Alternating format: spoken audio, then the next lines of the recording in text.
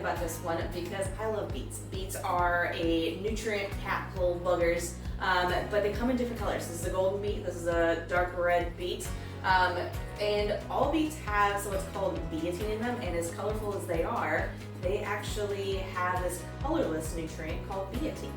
And biotin can be very protective for liver health, and it's a great way of getting that resource of getting those nutrients in, especially because it's been found out that individuals with CF usually have lower levels of biotin as well as its absorbed. So let's get cooking. All right, so the first thing we're going to do with these beets is we are actually going to preheat our oven to 350 degrees.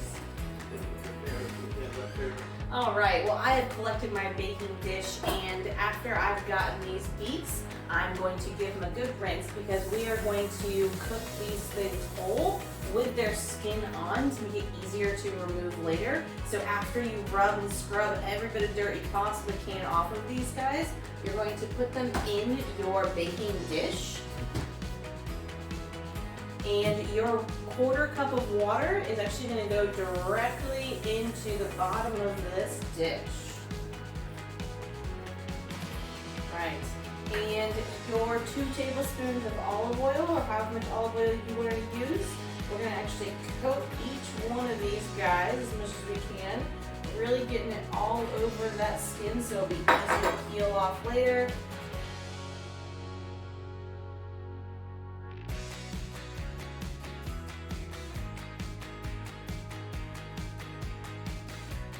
Foil to really coat this down to make sure that all that steam stays in there, so that the skin is nice and easy to remove after they come out of the oven.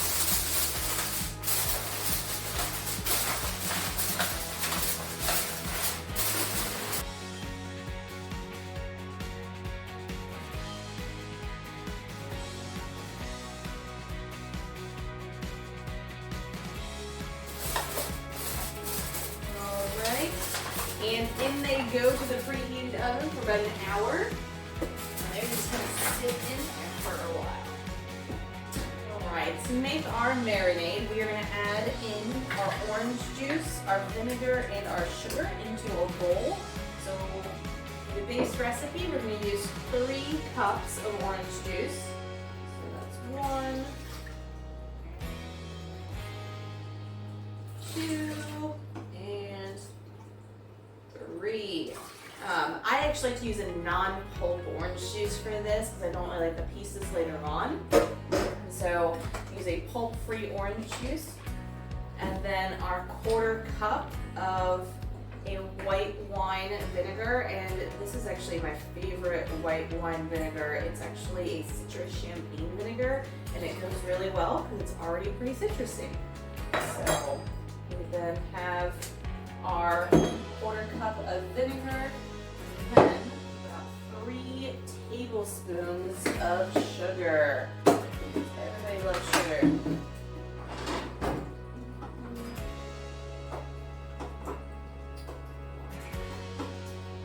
This is to bring us into a fun fact that a quarter teaspoon measurement is actually 4 tablespoons. So I'm just going to eyeball this and give it a couple third of the way up. 3/4 right there. And there we go. Not everything has to be perfect. Alright, so together, fill all of that sugar.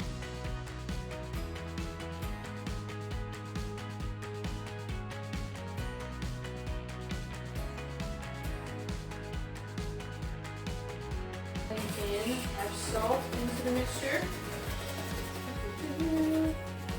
Because every marinade needs some good salt in there.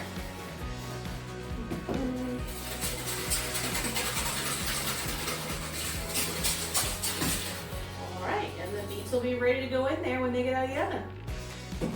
Alright, now that we've gotten all of our veggies out of our prep space, now we can add in some chicken. So we're going to open up these chicken thighs, and chicken thighs are really cool because they don't need to have much of any seasonings when they're on there and in the salad, because all that flavor is going to come in really easily. So we're just going to quickly Just put these on a baking sheet. And this one has a sill pack, so it won't stick to it. But what we're going to do is line these guys, give a little spray of olive oil, and just salt the top of it. Now, and just so that salt adheres to it, I'm going to spray with a little bit of olive oil or avocado oil. Either way works really good. And then just get some seasoning on there just by sprinkling over some salt over to each one of these chicken breasts. And the oven is already at 350 degrees for those beets, so we're just going to pop this in the oven right along with them. Alright, now that my timer has gone off, it's been about 20 minutes. Let's get the chicken out, and it's actually a perfect time for the beets to come out too. So we're going to pull these guys out and let them rest and cool completely, because I do not want to burn my fingers by peeling these beets or by getting too close to that chicken while it's nice and hot. So we're just going to let everything cool, and I'll check it out in a little bit. Alright, now that we have had our beets cool, and I actually ended up putting these in the fridge overnight to cool completely, we are going to get the peel off of these beets. So I'm going to focus on color-wise doing the golden beets first so that the red doesn't contaminate in with color. So you can potentially just push the skins off with your fingers, but if it's a little still tough, that's totally fine. You can also use a vegetable peeler, and it should be really soft and easy to get those peels off and just go.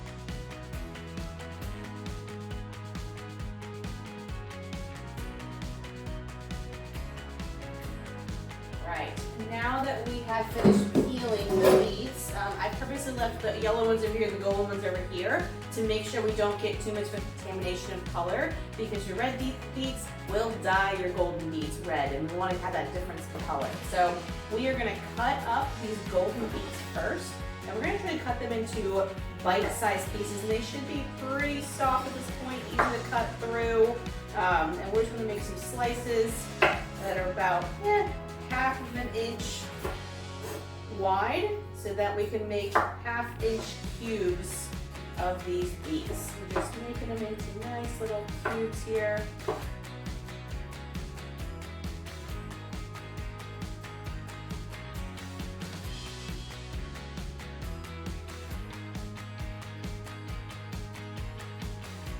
And I have separated out these containers into two containers, one for the red and one for the golden beets for the marinating process. So I'm going to put all of my golden cubes into one of these containers, and then the other half is for the red beets after I chop those up as well. And so the goal of this is they will sit in the fridge for up to 12 hours. They can even sit longer. Actually, the longer they sit, the better they taste. And then we will put the salad all together.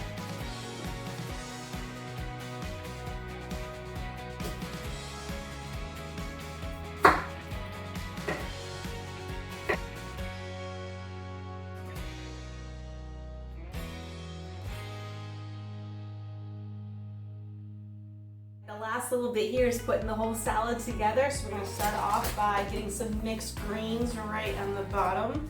And just get those a nice little fluff. Alright.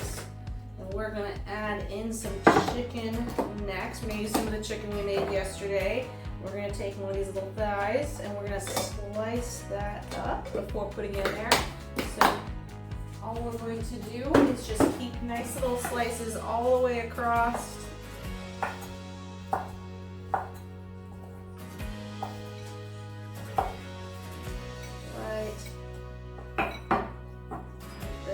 Salad for some good protein, and then I'm going to take some chickpeas that I drained out over here and add those to the top just for a great carbohydrate source with tons of good fiber as well.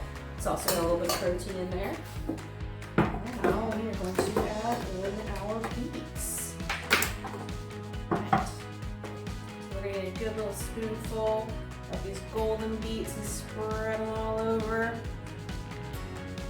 Orangey goodness.